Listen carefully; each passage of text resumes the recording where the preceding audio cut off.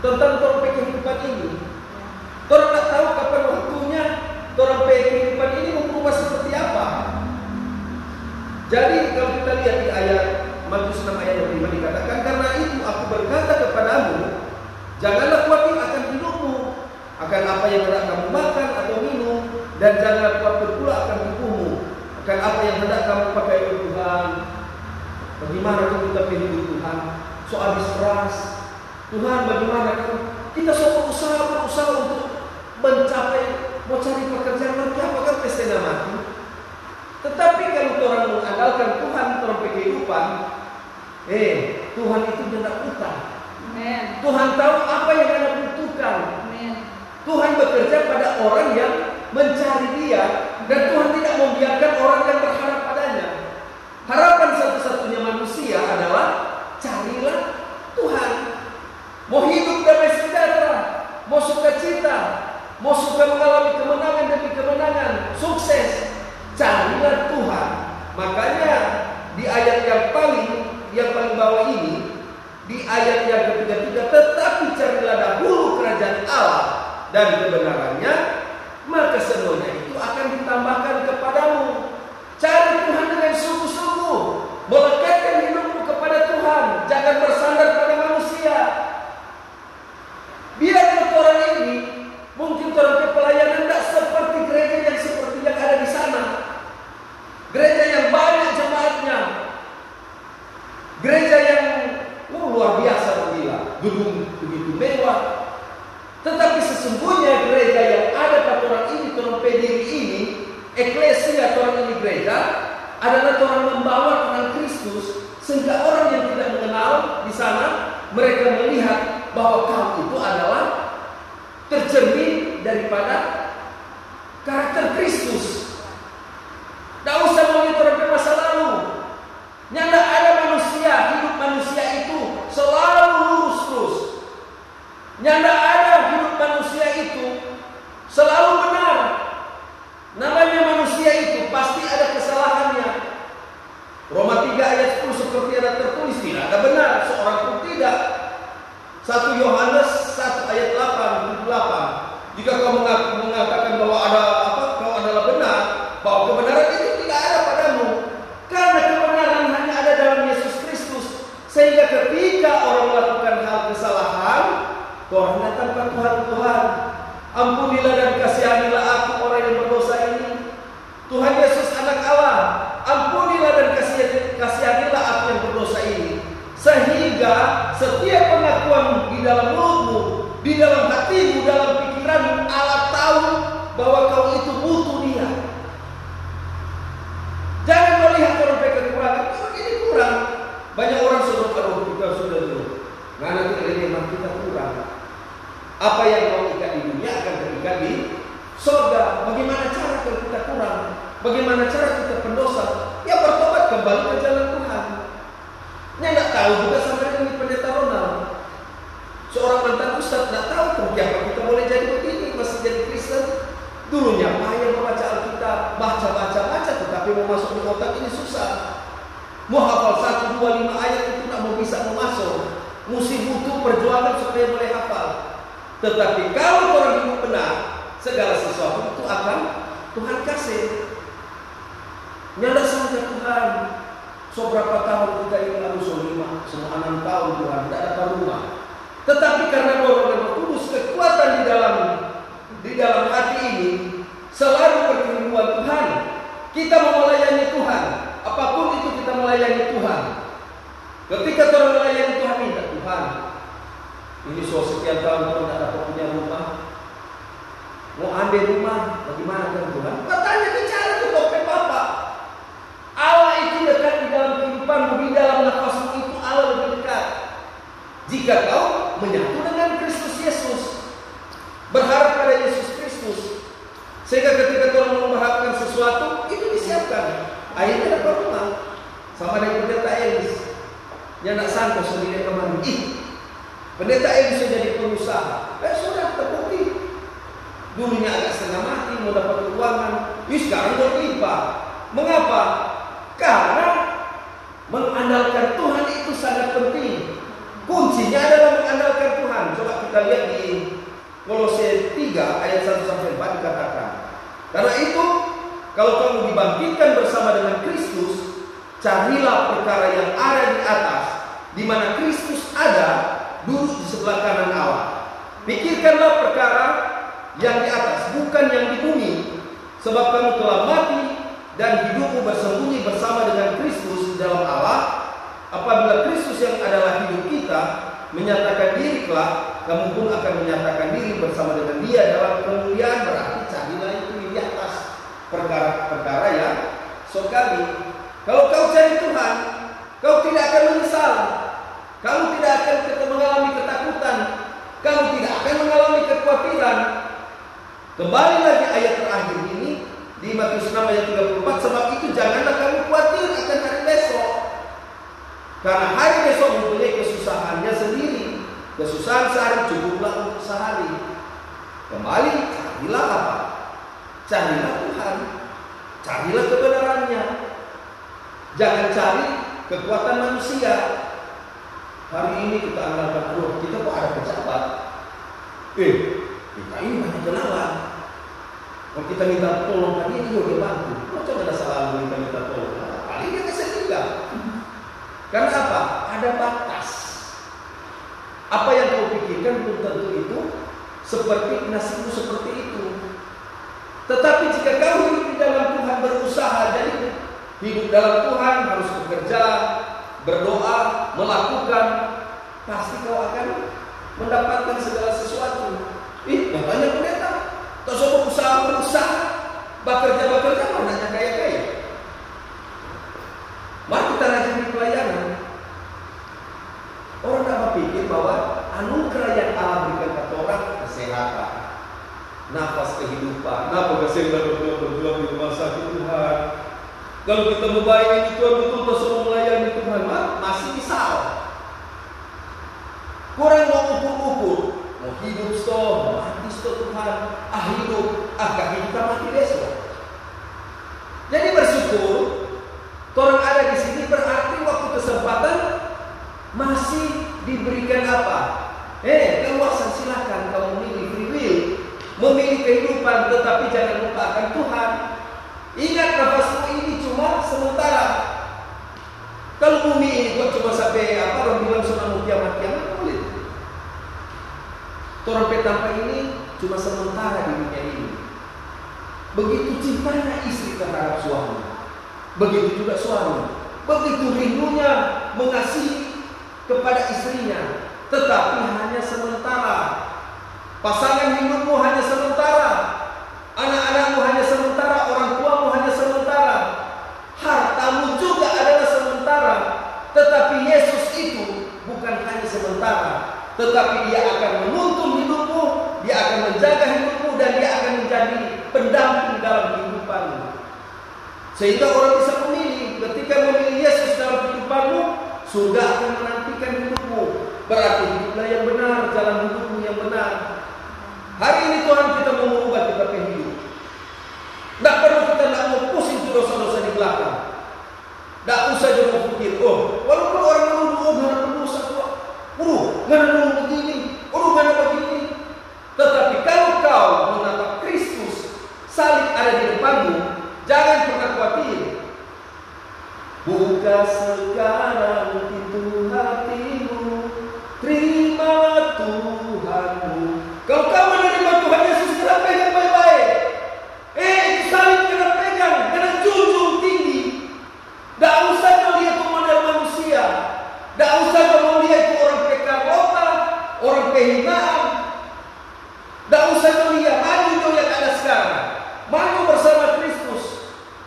Mau suka maju terus, tak usah lihat ke belakang.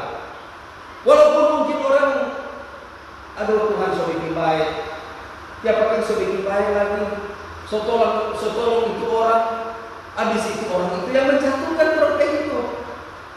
Tuhan kita so bertobat, Kita sudah menjalin hubungan yang baik dengan Tuhan. So mulai berteman dengan teman-teman ini, membangun hubungan komunitas yang bagus. Kita so melayani Tuhan, so ini pelayanan ini bagus, kerjasama dengan dia. Tetapi justru dia yang menghancurkan kita hidup. Bagaimana kan Tuhan kita so melayani Tuhan? Nah, apa ini ministry kita ciptakan? Sudah jadi besar. Mulai besar kemarin, mulai banyak datang. Orang yang trompet teman, undang kemarin, trompet teman itu yang saya jatuhkan. Aduh, payah dia. Dia kok begini. Minta kasihan orang susah payah. So melayani luar biasa. Tetapi justru orang itu yang menghancurkan tapi kehidupan. Itulah adalah tantangan. Sedangkan Tuhan Yesus hidup di dunia itu masih sadar. Tuhan Yesus dengan murid-muridnya pikul salib. Pikul salib, orang ini mau pikul apa lagi?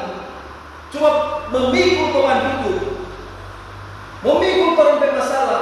Zaman Rasul, zaman Tuhan Yesus. Sedangkan Tuhan Yesus adalah Tuhan yang pikul salib. Bukan cuma pikul, mati di kayu salib. Biarlah orang bikin semacam itu. Biarlah orang berbuat, silakan orang bikin. Ya Tuhan, ampunilah mereka, sebab mereka tidak tahu apa yang mereka perbuat. Saya melayani Tuhan tak pusing kamu pandang. Walaupun mungkin orang mau bilang, oh Pak Ronald, kenapa kamu melayani Pak orang ini? Pak Ronald, kenapa mesti melayani orang-orang yang kita musuh? Karena Tuhan ini kembali, Tuhan ini hamba Tuhan.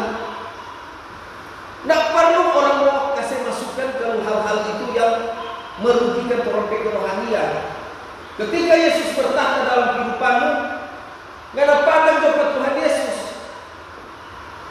Siapa Pak Ronald ini adalah orang yang benar. Orang ini masih berjuang semua, berjuang mencapai keselamatan, berjuang mencapai akhir hidup. So tidak perlu melihat orang ini punya masa lalu kelam. Tetapi ketika mulai hidup di dalam Yesus Kristus, berubah, mencintai istri dengan sungguh-sungguh, anak-anak keluarga, mencintai, meninggalkan hal-hal perbuatan dosa lama, turut bersama Kristus. Kemudian di Filipi 4 ayat 6 dikatakan, janganlah hendaknya kamu khawatir tentang apapun juga, tetapi nyatakanlah dalam segala hal keinginanmu kepada Allah dalam doa dan permohonan dengan ucapan syukur. Kembali tadi berdoa. Ibu gembala juga, Ibu Elis Sabitires, dia berdoa sampai berkudapan dengan Pak Gembala. Berdoa dulu nak membayangkan berapa pendeta jadi itu ternyata dapat itu gampang. Dulu Bapak pikir, aduh, paling itu kali cuma standar-standar paling. Akhirnya dapat yang kualitas bagus. Karena doa. Doa itu penting. Dulu aku dapat Ibu Elis, pendeta, kalau mencari Pak itu model bagaimana so? Dulu orang gara-gara beliau minta PPN so di FMPS itu so aku suka. So jadilah suami istri. Dulunya bukan jadi pengusaha, seorang PNS, sekarang sudah jadi pengusaha. Karena apa? Kesuksesan itu Tuhan harus siapkan. Masa depan itu Tuhan harus siapkan. Nah, ada satu orang pun yang bisa klaim. Kita mau masuk di gereja ini yang terserah. Ada jalan. Bukan manusia mau menentukan walaupun orang menghakimi. Sah-sah saja silakan menghakimi. Itu aturan dunia, aturan organisasi. Tetapi kita ini cuma apa? Cuma hamba Allah di dunia. Kalau memang orang dapat di tempat itu, ya kalau Tuhan tunjuk di situ, siapa yang menghalangi? Manusia tidak bisa menghalangi karena pekerjaan Tuhan. Mau kita mau melayani di mana? Kayak di sini. Memang Tuhan tunjuk di sini, memang di sini. Daripada kita datang di bar, minum di situ, main-main perempuan. Karena Tuhan bawa kau ke sini melayani Tuhan. Mau 2 orang kah? Mau 3 orang kah? Yang penting disampaikanlah firman-Nya itu agar supaya yang lemah iman bisa kuat. Kekuatan sesungguhnya adalah dalam Kristus Yesus. Ketika orang mengandalkan Tuhan, pasti mau sukses.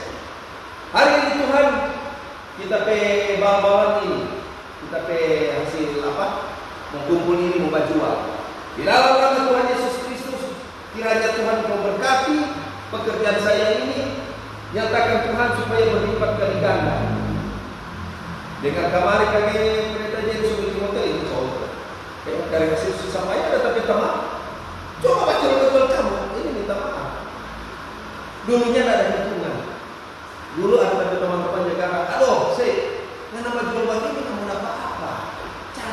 Cantik kerja yang lain. Karena sarjana cuma sampai di sini. Ya dia begini. Dulunya baru 1 bal. Ada 2 lebih, kami sudah 3 bal. Sekarang dia sudah apa? Dengar kemarin sudah ada 1 rumah, kami sudah ada auto. Sekarang sudah ada hotel di Jakarta. Sampai orang cerita, kamu nak bayangkan kan dia suruh dia cari kerjaan, menjadi PNS, kamu jadi apa? Ikut kontraktor karena dia sarjana teknik. Sekarang bukan jadi kontraktor, jual itu mah sukses.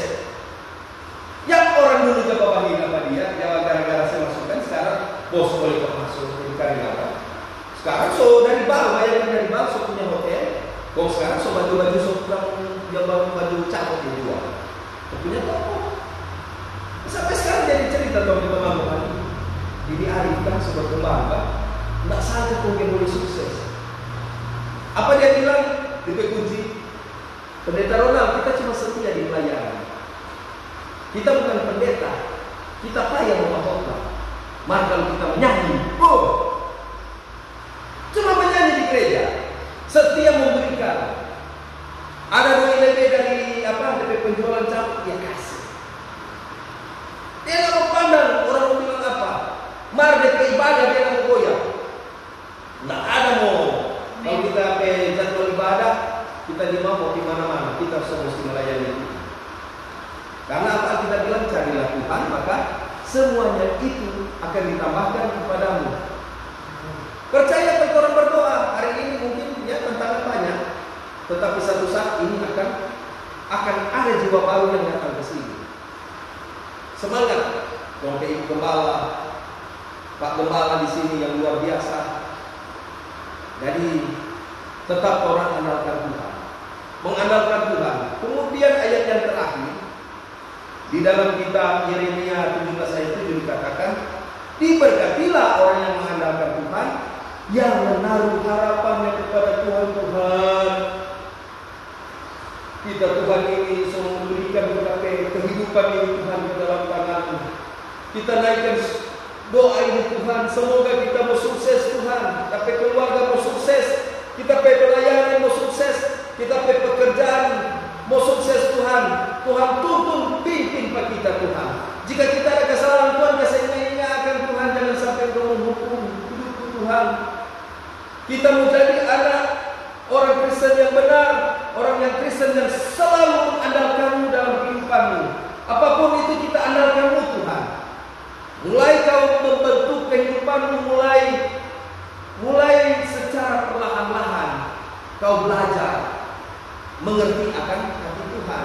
Lewat baca firman Tuhan, ketika Kau baca firman Tuhan, mulai memperbaiki hidupmu sehingga jalanmu lurus. Ketika jalanmu lurus, disitulah hidupmu akan sukses. Dan Allah selalu Kau andalkan di situ. Jadilah Dia pemimpinmu dalam hidupmu. Jadilah Dia yang bertakhta dalam kehidupanmu sehingga ada perubahan, reformasi betul-betul dalam kehidupanmu. Ketika mengandalkan Tuhan, Tuhan akan menyayangi dan mencintai kehidupan kita. Saya tutup di dalam Galatia 2 ayat 10. Namun aku hidup, tetapi bukan aku sendiri yang hidup, melainkan Kristus yang hidup di dalam aku. Shalom alaikum, Kristus Anesti, alias